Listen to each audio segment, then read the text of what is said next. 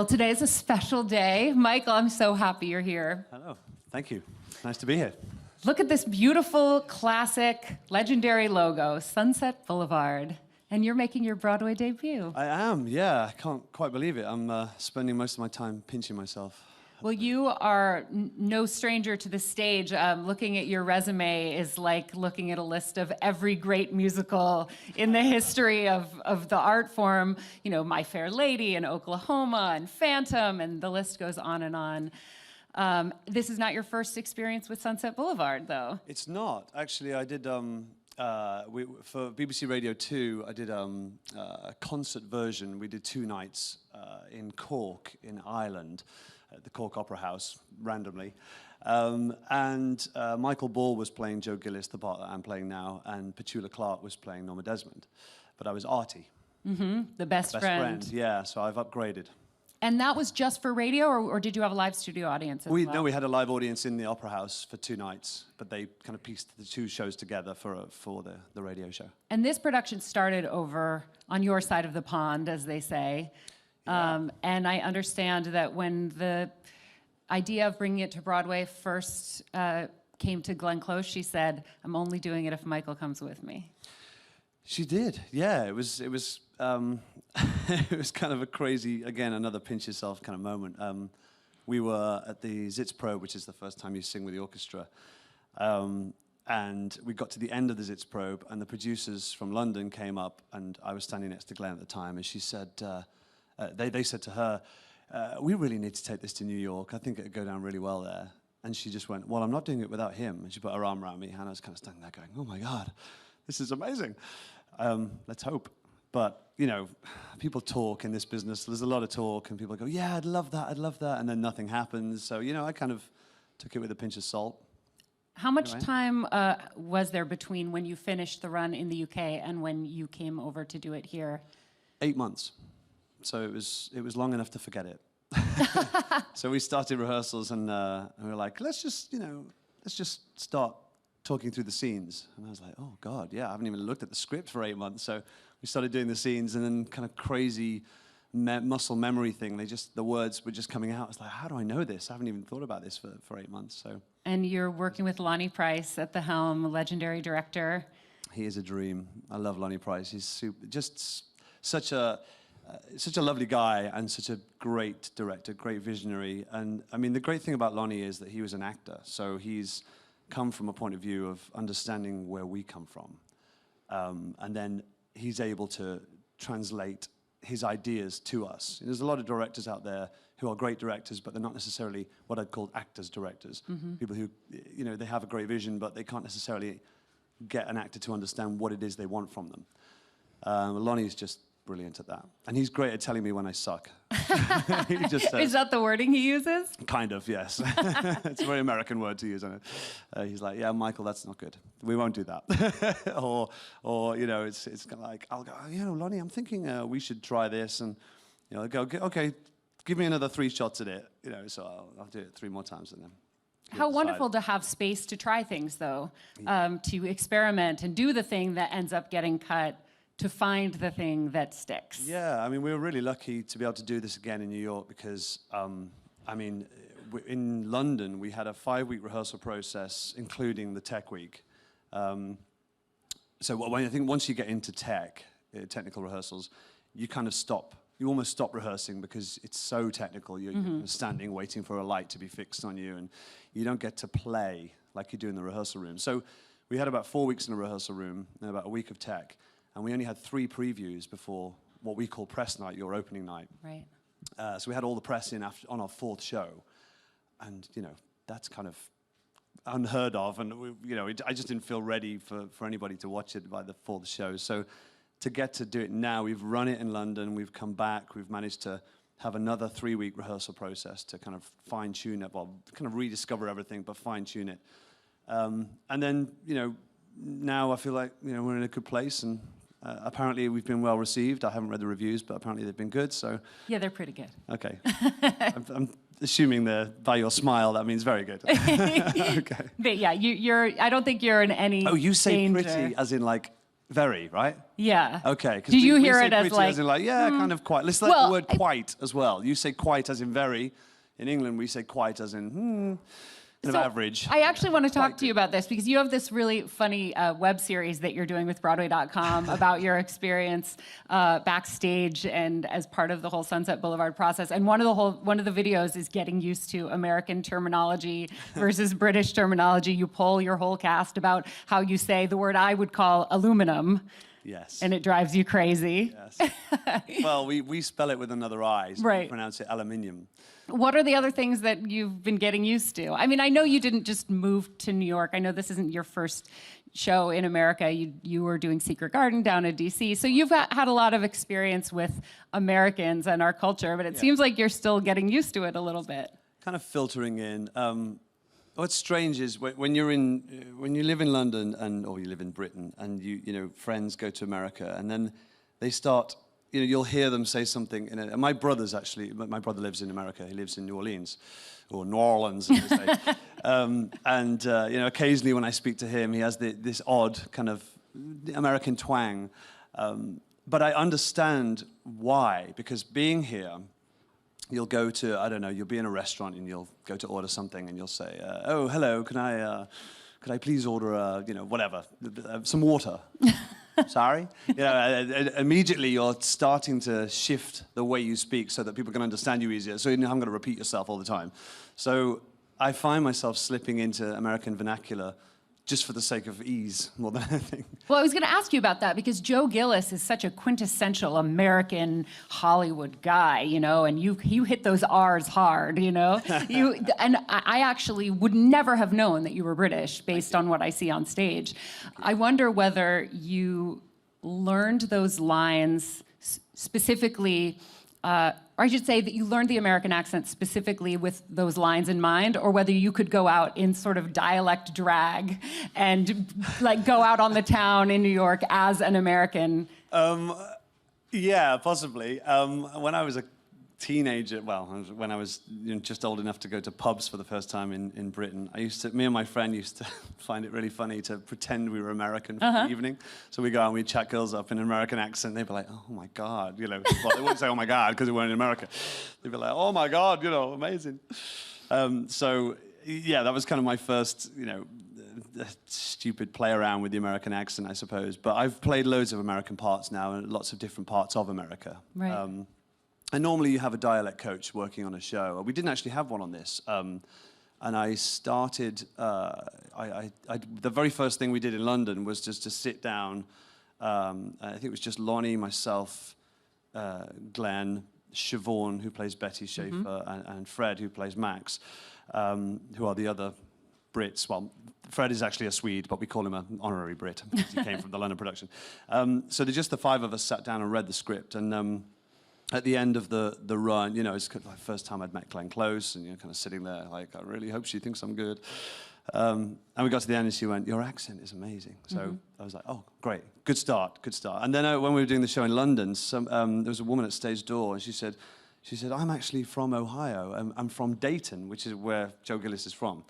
And she said, your accent is spot on. I was like, great. If someone from Dayton, Ohio thinks I'm good, that's it. I'm happy enough with that. Do you think the lines and the accent are so tied together in your head that you couldn't switch out of it? Like, what if Lonnie came in and was like, we're going to try it once with Joe Gillis as a Brit. Do it in your normal voice. Oh, that's so weird. You know, that's tricky, actually. I find that quite hard because you learn a certain rhythm and a certain pattern to the text.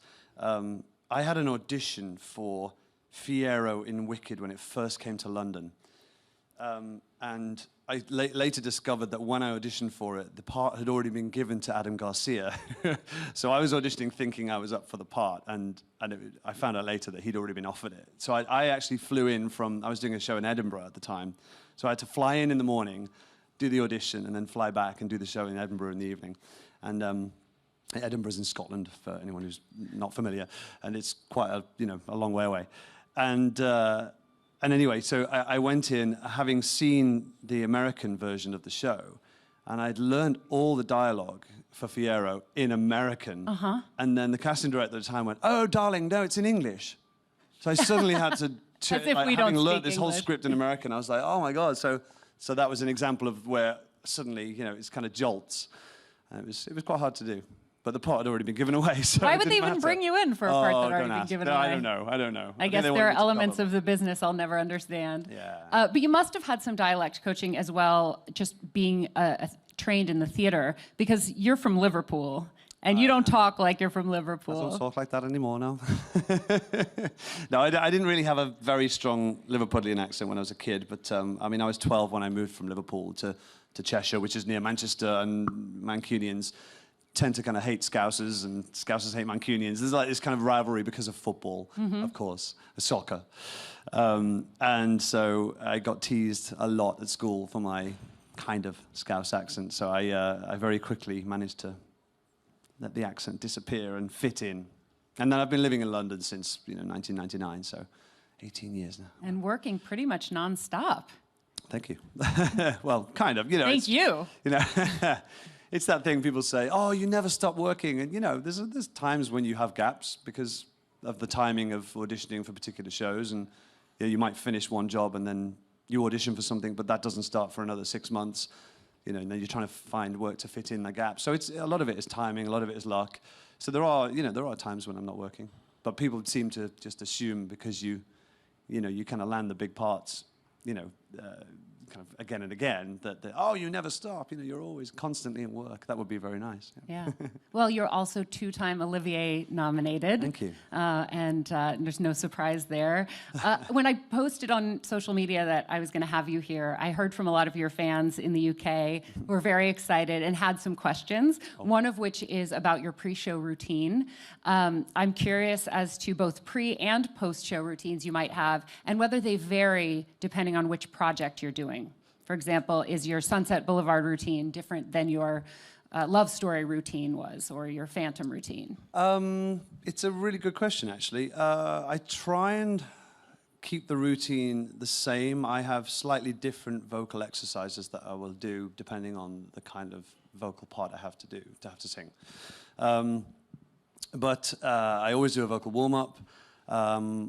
Generally, I try and get into the theatre with enough time to calm myself down, and quite recently I've been, because we have had this just crazy rehearsal schedule of just during tech you're kind of in 12 till 12 every day, so you'll arrive at the theatre at midday, and then you'll have like a 10-minute break in the afternoon, you'll have dinner for an hour, and then you have a 10-minute break in the evening, and you finish at midnight. So they're long days. So during my dinner break I'd get into the routine of just kind of putting like a meditation tape on, just to kind of relax and center myself, but without actually falling asleep. Because when you fall asleep, the voice kind of drops, and then you need to re-warm it up and everything. So that's kind of been working well. But yeah, generally the pre-show preparation is kind of the same. I don't kind of put music on or anything like that. I have a quiet room. I think about I think about moments in the show. I kind of try and map through the show in my mind, so I can think about things that didn't necessarily work the night before. I think, maybe I'll try and fine-tune that moment, or just kind of focusing, really. And yeah, doing some straw work, blowing through straws to warm my voice up. What? Tell me about that. It's basically kind of just straw work. It's very nerdy of me, but. I live for this kind of nerdy stuff. You blow through a straw, like a small cocktail straw, and you can do what you call resistance training to strengthen the vocal folds so they can cope with the amount of air that might be blasting through the vocal folds. So they still meet rather than part. Okay, that's the basic part of it.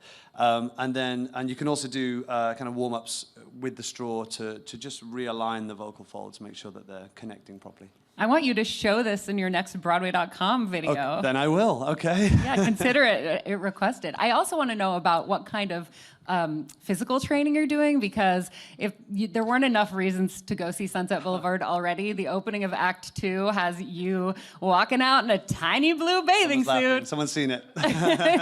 Thumbs. Yeah, it's worth going back to see multiple times just for that scene alone. And I think I'm interested in the whole workout routine, but specifically, what are you doing for your pecs? Because, oh my gosh. What an embarrassing question.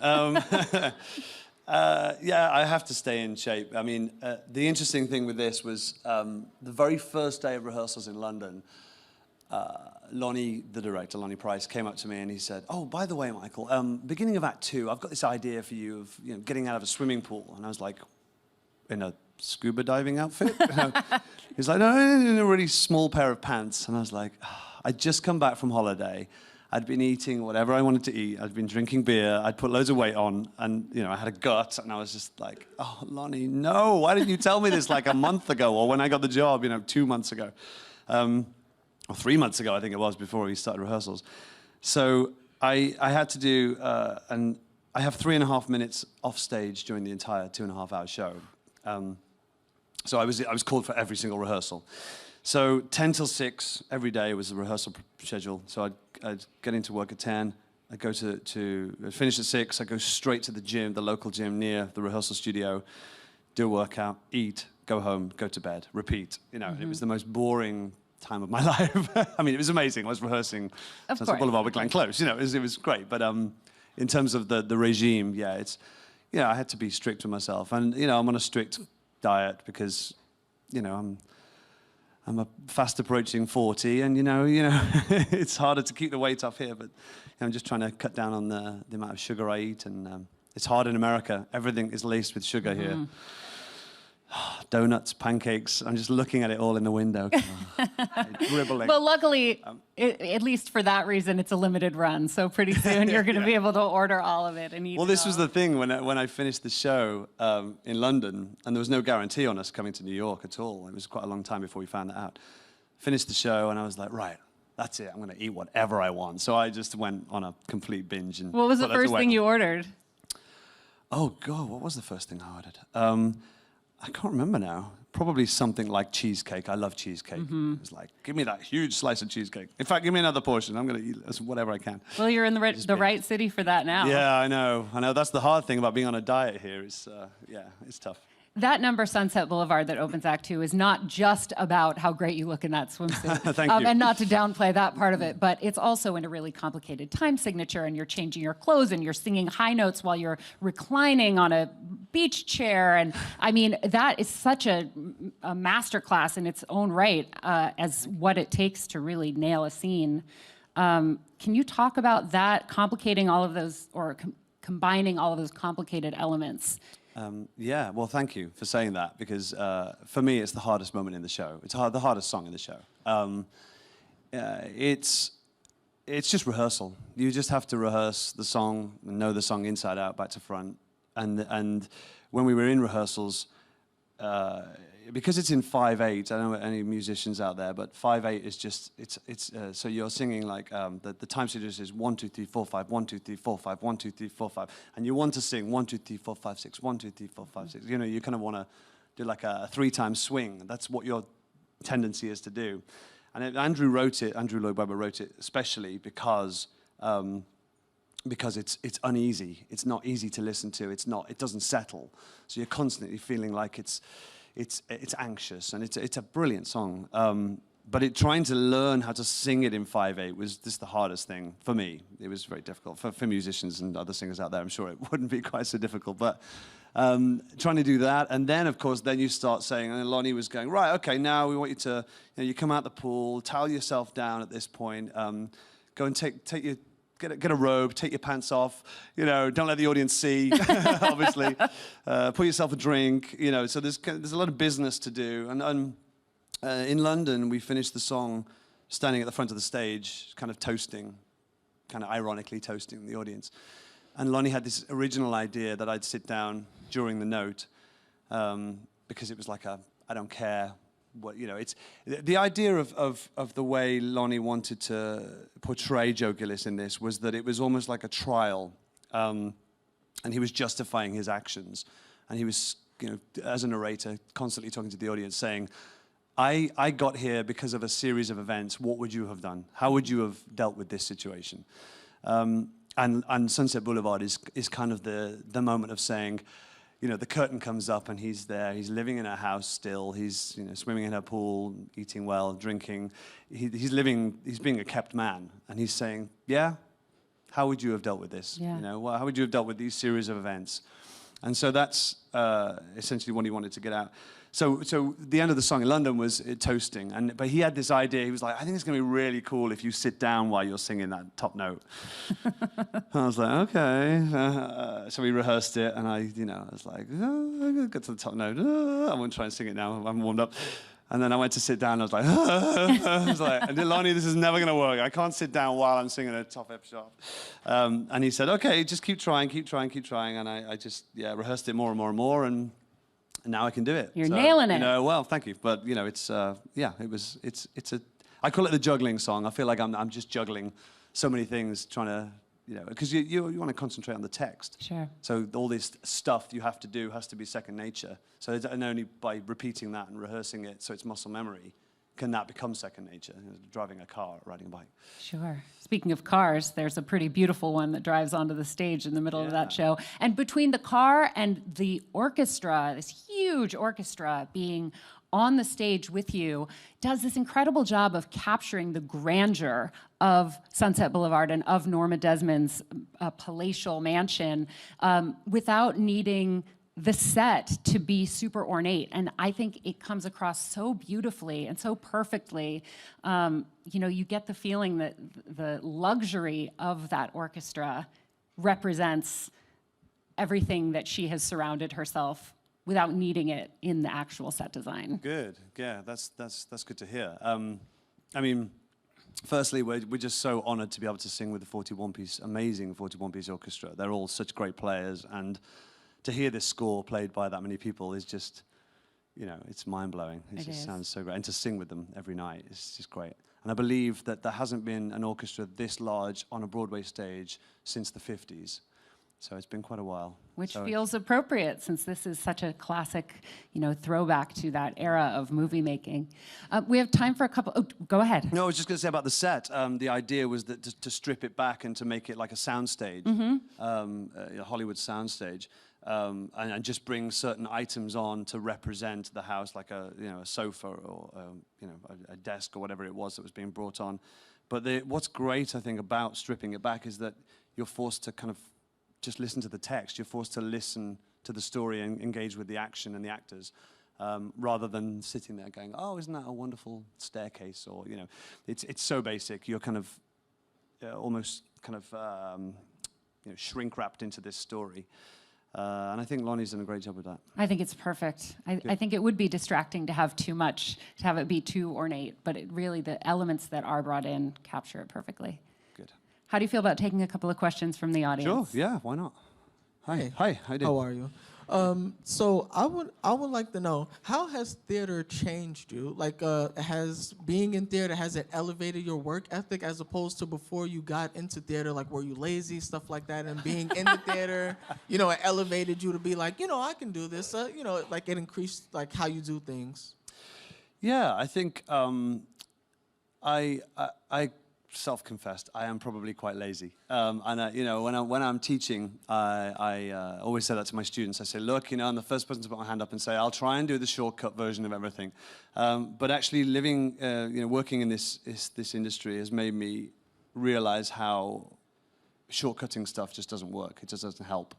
Putting the research in, doing the homework, working hard is really the way to kind of be successful in this business. And people don't want to hear that. They're like, especially with the culture of, American Idol and X Factor and all those kind of TV shows where they kind of come on and they sing a song and they're suddenly, a big pop star, they're elevated to fame. People think they don't have to work hard anymore. But honestly, the having a good work ethic is good for yourself, but it's noted by the industry as well, by directors and people you work with. And also I learn a lot from other people, from the actors I work with, like Glenn Close, just working closely with her every day is just, I'd be stupid not to take on board everything she's doing and wasting that opportunity. So yeah, just kind of working hard, really. Is there one lesson in particular you remember learning from her that you've brought to this role? Well, the one big thing I've noticed with Glenn is that there'll be a moment in the show, we'll have a moment together, and where I would think, oh, this is the moment where she's thinking this. she can have like 7 thought processes happening that can flip between those thoughts within that, what I would assume is one moment. And she made me realize how much more detailed I could be in musical theater, I suppose. There's a real, there's a I'd like to say the word snobbery, but that's a bit extreme. But there's kind of, you know, occasionally people turn their nose up to musical theater actors because they're like, oh, you're a musical actor. You're basically a singer who says a few lines. But for me, I think musical theater is the hardest thing. I've done Shakespeare, I've done plays, you know, I've done film. I really think musical theater is the hardest because you're juggling so many things at the same time and trying to make sense of it, trying to make it real. Yeah, well, you both do such a gorgeous job. Thank you. Let's take another question. Hey, Hi. Michael. So I know, like, sometimes on stage, you, like, each night you try to do something maybe a little bit different or it just comes out different. Do you try to change up a performance in each night, or have there been any mistakes where you had to, like, fix or get around on stage? Well, it's kind of 2 questions. So the first one is, do I try and change things? I don't try and change things. I think the idea really is to be open and accessible as an actor to what, you know, for instance, Glenn would give me every night. You know, she might deliver a line slightly differently, and the idea is, as an actor, you have to be open within character, open to that change, and be able to respond accordingly. And actually, that's what's really exciting. When you trust somebody you work opposite so much, like I trust Glenn, because she's like one of the best actors in the world, I know that, you know, we can play together. So she throws something different, I can throw something back. She's going to respond to that, and we're not just going to lock each other down and try and do the same thing as we did last night. Obviously, there's parameters. You know, the idea is you have the same process and the same thought, you know, going through each particular scene. But there's always those micro moments that can be just slightly different and more exciting. Has there been anything that's gone wrong? You know, sometimes you'll fudge a line, or you'll, you know, have a moment. Hopefully not in an English accent. You know, you trip over your tongue or something like that, and sometimes you can just move on from it. Sometimes you want to reference it, you know, make a joke of it. But just kind of staying real, staying in the moment. Great. Hi, Michael. Hi, how you doing? I was wondering, are there any conceptions about Americans that you found to be untrue? Any conceptions about Americans I've found to be untrue? Well, what's interesting, actually, is living in London, I always had the perception that New Yorkers were really tough and really mean and scary, and I'd be shouted at walking down the street. So when I arrived here, I was kind of like, okay, you know, keep my head down and brace yourself. And I've had the most amazing experience with the people here. Everybody's so friendly. Everyone's willing to say hello to you and smile, and it's been really refreshing. So I've had so far I'm having an amazing time, and touch wood, that continues. I'm really hoping that's wood. Touch laminate, hey? I don't know. I'm sure it's wood. Have you had a chance to see any other shows while you've been in town? Yes, I saw The Color Purple with my friend Cynthia Erivo, which was amazing. And she She was just amazing. won the Yeah. Grammy She Award won a last Grammy night. last night, yeah, which is so great. Yeah. She's just gone. She's elevated to huge stardom. And what else did I see while I was here? Well, there are 3 other Andrew Lloyd Webber shows on Broadway right now, which is quite an accomplishment. It's amazing, isn't it? I know you've just posed for a big photo shoot with the cast of Cats and School of Rock and Phantom, Yeah, which is pretty it's the legendary. First, it's the only other composer to have ever had 4 shows on Broadway is Richard Rodgers. So that's an Wow. amazing musical theatre historical achievement, really. Isn't it? Are you hanging out with Sir Andrew at all? I You did guys do a bit in become London. friends? I did do a bit in London. Yeah, he invited us over to his house in London, which was just amazing. Well, it's not in London, actually. It's out of London. But when we were working there, he said, oh, come down for the weekend. So, you know, me, Fred, Siobhan, and Glenn went down for the weekend. And he has the most amazing art collection. Spent most of the day just wandering around these rooms going, wow, look at this artwork. But he's such a lovely guy. You know, he's just... Considering he's so prolific and you know, one of the greats, he's, you know, really quite down to earth. You know, you don't expect him to be. You think, oh my God, it's Andrew Lloyd Webber. He's going to be like, you know, he's Lord Andrew Lloyd Webber. know, You think you're going to have to, you know, bow at his every sentence. But he's so relaxed, you know. He's great, really nice guy. Well, you're doing such incredible justice to his brilliant production, and it's been wonderful to have you here to get to know you a little bit. I encourage everyone to find a way to see Sunset Boulevard on Broadway. It is a spectacular, grand production, and I suppose we can't call you the star because only Norma Desmond can be the star, Glenn. but you are certainly the leading player in this gorgeous production, and it is a thrill for all involved. So thank you so much. Thank you so much, Laura. Thank you.